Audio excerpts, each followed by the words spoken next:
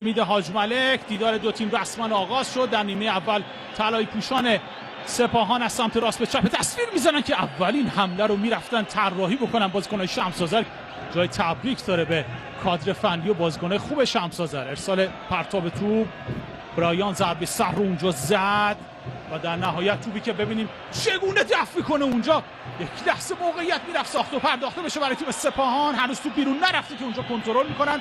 رضا اسدی یک لحظه تعادلش رو از دست داد و اعلام آفساید. اساس‌ترین دیدار هفته 15 در حال برگزاری است. بازم بازیکن شمس آذر از سمت چپ یک موقعیت هست. ببینیم با این توپ چه کار خواهند کرد بازیکن شمس آذر. اصابت درون محوطه جریمه، موقعیت و توپی که چجوری گل نشد.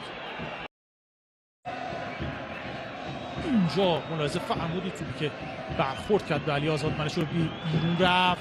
یک لحظه موقعیت بود اونجا. محمد دانشگر توپ رو دور میکنه. بازم بازیکن شمس آذر از سمت چپ موقعیت هست برای این تیم. علی آزادمنش که به اون سمت رفته، ارسال به درون محوطه جریمه و توی دروازه. گل برای شمس آذر. رحمان جعفری دروازه سپاهان رو در همین ابتدای بازی باز میکنه و ورزشگاه سردار آزادگان منفجر میشه. ثبت میکنیم شمس آذر قزوین 1 سپاهان اصفهان 0. گل توسط رحمان جعفری. قطعا بازی زیبا و بهتر دنبال خواهد شد و این هم پیام نیازمندی که مغلوب رحمان جعفری شده و این هم تماشاگران قزوینی حاضر در ورزشگاه. اینجا ببینید در صحنه آهسته چقدر زیبا و تماشایی ضربه سرش رو به صورت شیرجه‌ای زد. واقعا یکی از گل‌های زیبای نیم فصل اول رو ما شاهد بودیم. در نمای دیگر ببینید چقدر زیبا و تماشایی زد. در میانه های میدان کریمی کاپیتان تیم سپاهان توپ رو به سمت چپ میبره. میلاد زکیپور رو صاحب توپ میکنه. میلاد زکیپور با سر بالا ارسال به درون محوطه جریمه. ضربه سر اونجا زدن و در نهایت آزادمنش توپ رو دور کرد. تماشاگران حاضر در ورزشگاه گرامی داشتن یاد و خاطره ملیکا محمدی رو. موقعیت هست برای تیم سپاهان. رضا شکاری عجب ضربه ای رو زد اونجا. رضا شکاری اونجا معترض میشه. فرشاد احمدزاده اصلا موقعیت از سمت چپ برای تیم شمس آذر. ارسال بلند، موقعیت برای این تیم. توپی که از رحمان جعفری عبور کرد. یک لحظه میرفت اشتباه بکنه. پیام نیازمند توپ نگرفت به پای رحمان جعفری. نیمخیز شد ورزشگاه. ببینید شما در صحنه آهسته اینجا بود که یک لحظه پیام نیازمند توپ رو ناقص دفع کرد و در نهایت توپی که دور شد. صادق آلبوسبی و عجب عکس‌العملی انجام داد نیازمند. موقعیت بود اونجا برای شمس آذر. کسی نبود از این توپ استفاده بکنه. چه عکس‌العملی رو انجام داد پیام نیازمند روی شوتی که صادق آلبوسبی زد. علی آزادمنش از سمت راست، موقعیت مناسب. علی اصغر عرابی موقعیت هست برای شمس آذر و باز هم نیازمند ناجی دروازه سپاهان شد. محمد قربانی بود که خطا رو زد. توپ در اختیار بازیکن سپاهان هست. پشت محوطه جریمه موقعیت هست و عکس‌العمل زیبای علیرضا جعفرپور. چه عکس‌العملی رو نشون داد و توپ رو دور کردن خط دفاعی شمس آذر. واقعا این چهره علیرضا جعفرپور ناجی دروازه شمس آذر شد در 26مین دقیقه از این دیدار. ارسال بلند و جعفرپوری که به خوبی کنترل کرد و توپ رو به مهدی محمدی سپرد. سپاهان یک لحظه پشت مدافعین. موقعیت هست. علی اصغر عرابی درون محوطه جریمه تو سر توپ زیبا. باز هم عرابی موقعیت توپ دور شد. حالا فرصت برای شمس آذری که سربادانی توپ رو از دست داد. حالا اینستان فرشاد احمدزاده. چقدر بازی زیبا و تماشایی داره دنبال میشه. باز هم فرشاد احمدزاده ارسال به درون محوطه جریمه که خیلی بلند است و تو به رضا اسدی نرسید. برایان داو ارسال بلند به درون محوطه جریمه. ضربه سری که میزنن اونجا. موقعیت توپی که به تیر دروازه برخورد کرد. توپی که به یکی از مدافعین برخورد کرد و دروازه شمس آذری که باز نشد. چقدر زیبا بود این حمله سپاهان و توپ در اختیار بازیکنان سپاهان است. کنترل مناسب از شهریار مقانلو. اونجا کنترل کردن، باز هم موقعیت هست برای تیم سپاهان درون محوطه جریمه. ارسالی که انجام میدن اونجا توپ رو دور میکنه خط دفاعی شمس آذر. مهدی محمدی بود که پای چپ توپ رو دور کرد و هنوز توپ بیرون نرفته. علی آزادمنش، امیر محمد نسایی، باز هم آزادمنش رو ثابت میکنه. ارسال بلند و اونجا اجازه کار رو نداد محمد قربانی و تنبه کورنر میدن بازیکنان سپاهان.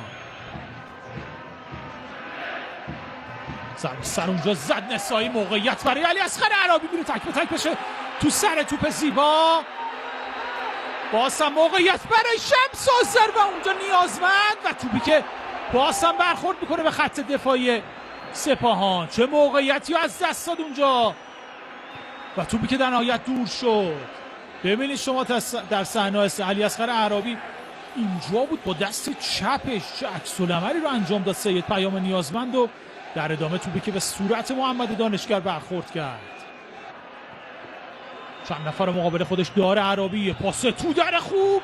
ببینیم به توپ میرسه، توپ هنوز به بیرون نرفته و باز هم پیام نیازمند. آقای حاج ملک اشاره میکنه که بازیکنان رعایت بکنن قوانین رو در محوطه جریمه. رحمان جعفری ارسال و توپی که پیام نیازمند به کورنر میفرسته.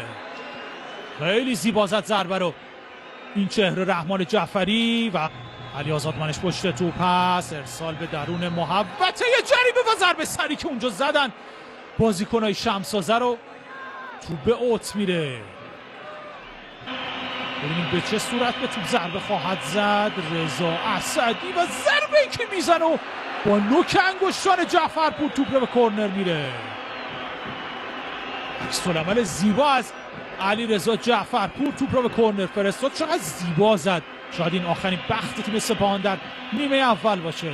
ارسال بلند درون محوطه جریمه و چقدر خطرناک این توپ به بیرون رفت و حالا با سوت آقای حمید حاج ملک نیمه اول دیدار بین تیم‌های شمس آذر قزوین و سپاهان اصفهان با نتیجه 1-0 به سود شمس آذر به پایان میرسه. من وقت رو در اختیار همکار خوبم سعید سفری در استودیو برنامه ورزشی رقابت قرار میدم. با شروع نیمه دوم در خدمت شما بینندگان عزیز و محترم خواهم.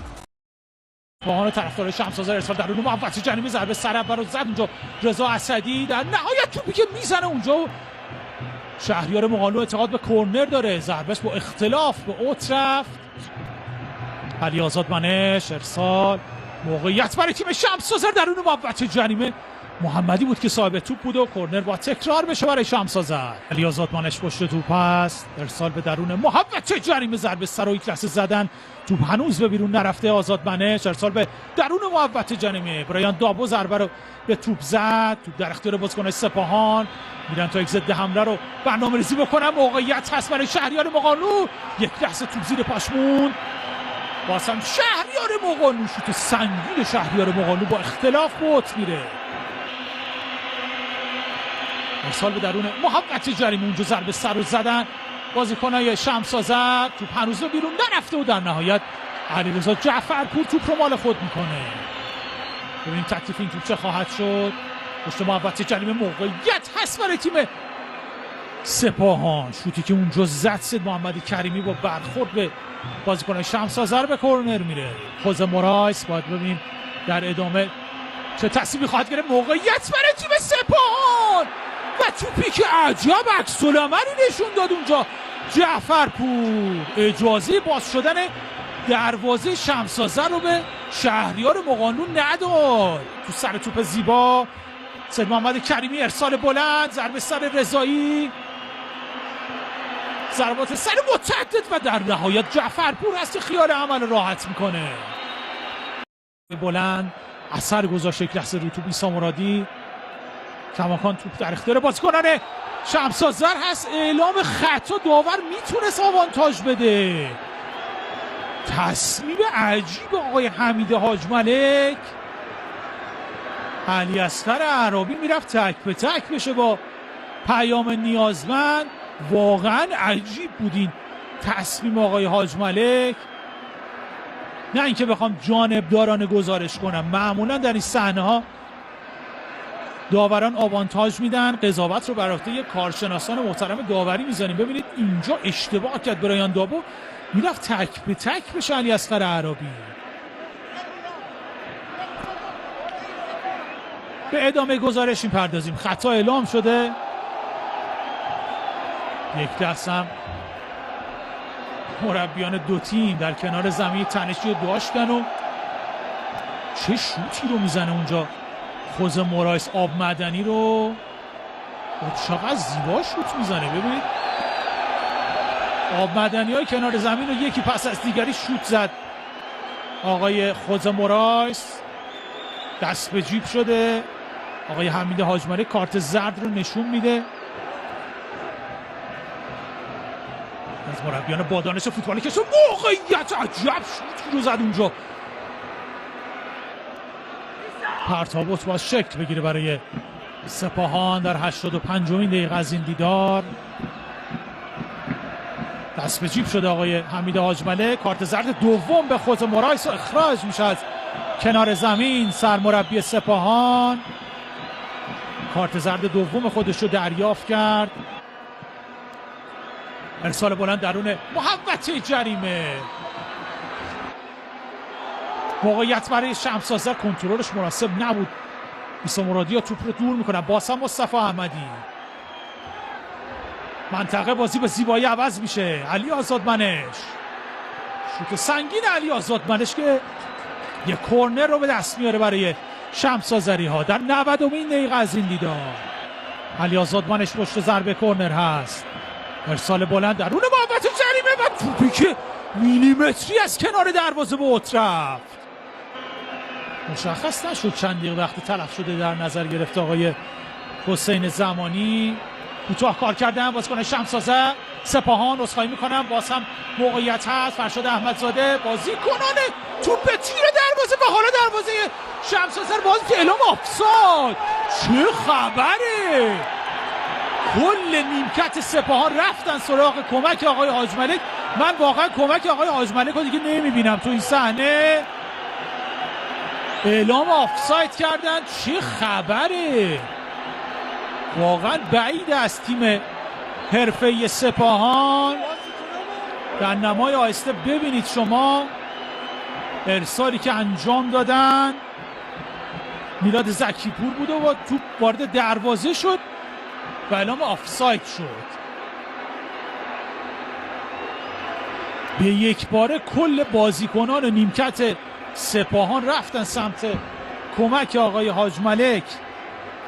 آقای محمد رضا منصوری، ببینیم در صحنه آهسته اینجا توپ تیر دروازه برخورد کرد، در ادامه به سینه رضا اسدی برخورد کرد و وارد دروازه شد و اعلام آفساید میشه. کل ورزشگاه ایستاده دارن بازی رو دنبال میکنن.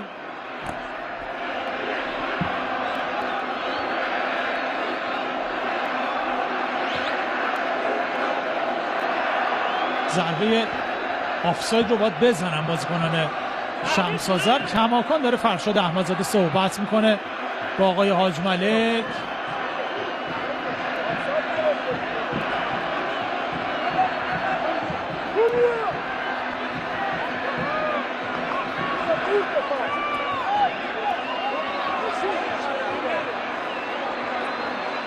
ملازم میفرماید کنار زمین یه کارت قرمز هم دست آقای حاج ملک هست. ببینیم به کدوم یک از اعضای کادر فنی یا بازیکنان نیمکت نشین سپاهان نشون خواهد داد. فرا میخونه.